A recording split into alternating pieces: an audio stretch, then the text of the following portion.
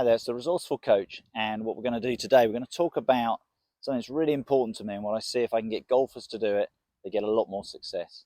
And it's what I call get the ball moving forwards. If you think about it logically, wherever you're playing a shot, we're playing a shot here, we're going to do a chip shot in a little while, we're going to play the ball forwards. We're never looking to move the ball backwards, and this is the key thing now I want you to think about. You're not intentionally looking to get the ball up.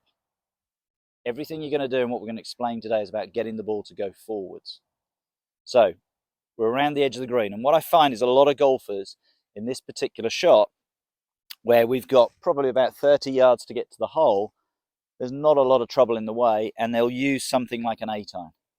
And because mentally, we use my little gadget here with an 8-iron, goes on the ground, we see the ball go a little bit lower than, say, a pitching wedge or a sand wedge. So because the mind is thinking we want to get the ball to go lower, we make a setup and a shot that gets the ball going forwards.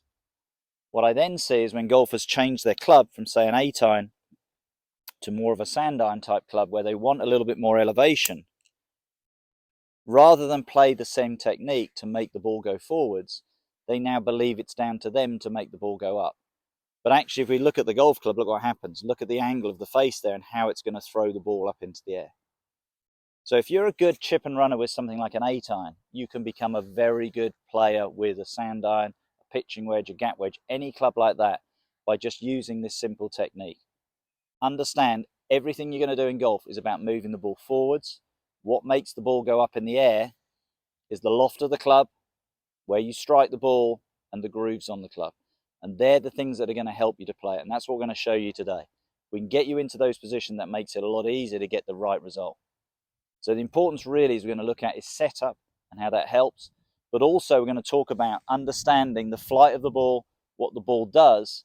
So again, mentally you're getting the right picture so you can play the shot from the right position. So let's have a look at the technique. We're going to look at that more from what we call a face-on angle. That's where we're going to look at that from. So we've now got an understanding of the loft of the club and how that should work. And we've got our 8-iron and our sand iron, and we're going to play a 30-yard pitch shot. Everything about this shot is there's nothing really in my way, so probably sensibly the percentage shot would be to play the 8, but we're going to show you both shots, and we're going to show you want to keep the technique as consistent as we can. Remember, everything we're doing is about moving the ball forwards. We're not thinking about getting the ball up in the air. What's going to do that is the golf club you've gone and bought. So an 8-iron is going to, for this particular shot, we know we've got plenty of power. It will go very high if we're hitting a full 8-iron. We're now only looking to hit it 30 yards. This will probably only go at most belt height, land about halfway to the green and run out. And we'll show you some shots showing how the ball reacts in a second, but we're going to show you the technique first. So what I see, which is good with this club, is the first thing people tend to do is they want to get a little bit more personal with it. And what I mean by that is they tend to start gripping a little bit down the club. Now, biggest thing for me on gripping down the club is you want to find your posture first, and then let your arms hang to where you take the club and where you hold the club. And the reason why you do it that way is because the lie of the land changes from hole to hole and from shot to shot. So don't fall into the trap of gripping down a certain amount and then setting up. Find your posture, feel where you want to naturally go down the club to get that position. But because we're not looking for a lot of power with this club, naturally you'll tend to grip a little bit down it, and that's good. The second thing I want you to do, and this is really important, narrow the stance. Make the stance narrow. Feel, again, you're making it more personal. The wider you get, the more powerful it will feel. An 8-iron for me, I can hit it 130 yards. I'm only looking to hit it 30. So why would I stand with full power and try and create this big aggressive swing? I want to feel a more controlled swing. So I'm going to go narrow with my stance. But this is a key bit that I like to do with my golfers, is what I call clap your way to better shots. And what we're going to do is understand that if you clapped your hands naturally, you'd clap your hands in the middle of your body. Okay? Unless somebody said to you, clap your hands over here or here, you would naturally just clap your hands in the middle of your body. And this, I'm now going to show you one of the biggest errors I see. Golfers tend to fall into the habit that they're clapping their hands over here. And what I see is they're told they must get the shaft leaning forwards, the handle ahead, and then they got to get the ball off their front foot. And they're like this. Now look where that is relative to my body. It's not going to be a good shot. You never see a tour player in that position. What a tour player does, he brings his hands into the middle of his body. Look where he's put the ball position, just slightly near his back foot. Well, that's a good thing, because if I've now got my hands in the middle of my body, that's quite natural. If I've got the ball nearer my back foot, that's going to encourage the golf ball to go lower. Okay, well, with an A-time, that's what I want. So if I just keep my hands there, just do like a slightly longer putting stroke, back and forth, pops the ball forward, and we get the result we want.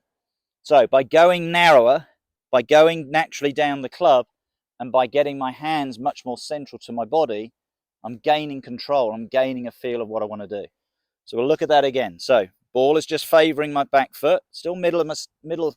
I'm not outside my foot. That's the big thing I'm saying here. Still favouring middle to back foot. Handle will go ahead because now you can see the zipper on my top is ahead of the ball. So my hands are in line with that. And I'm just going to do like a long putting stroke. Okay, that ball's landed on the front of the green and running up. We'll show you some shots in a minute and show you how they react. Now, I don't really want to change the idea when I go to something like a sando. Okay, all I'm going to do is make a slight alteration on one thing, and that's the length of my backswing, because I now know if I hit this correctly, the ball's going to go higher. If it goes higher, it's not going to go as far with the same energy. So I'm going to lose a little bit of the distance. So I'm only going to change the fact now. It's going to do the same thing, look, narrow stance. There's my zipper ahead of the ball. Hands are in line. I'm clapping my hands in the middle of my body. And from there now, all I'm going to do, nice and smooth, make a slightly bigger swing. And now the ball lofts up. And in doing that, it's now landed a lot further up the green, but it's stopped. But I've used what we showed you right at the start, the loft of the club. It's the loft that's going to make the ball go up in the air. It's the grooves that are going to grip the ball. And if I allow that to happen, it works. You don't want to suddenly think, oh, I'm going to get more power, I've got to have a wider stance. Look how narrow I'm going, staying the same thing. There. Back. Through. And now the ball is landing further up the green. And amazingly, looking at my results, and we're going to show you some shots in a second from another angle, they've all ended up probably about 6-7 feet from the hole. But all I've changed is the length of swing, not the technique. So we're going to hit a few more shots just so you can understand the flight of the ball, how the ball reacts, so you get a picture in your mind of how the shot's going to work. And from that, you're going to see then which might be the best shot for you, but ultimately, I want you to have both shots. If you've got both shots, you're going to be far more consistent. So now what we're going to do, we're going to play some shots in with my A-time. Watch the loft of the club. See how the ball will run out to the hole, but I'm driving the ball forwards.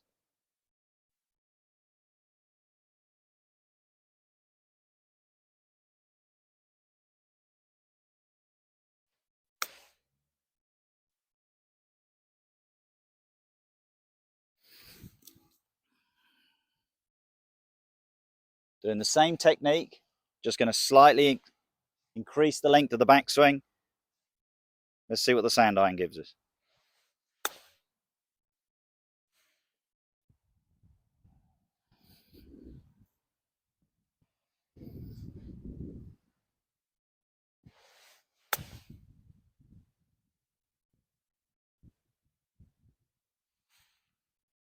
So what we've shown you through those two shots, that if you keep a similar technique and you understand that the idea of the shot is to make the ball go forwards, get this idea with every golf shot you play.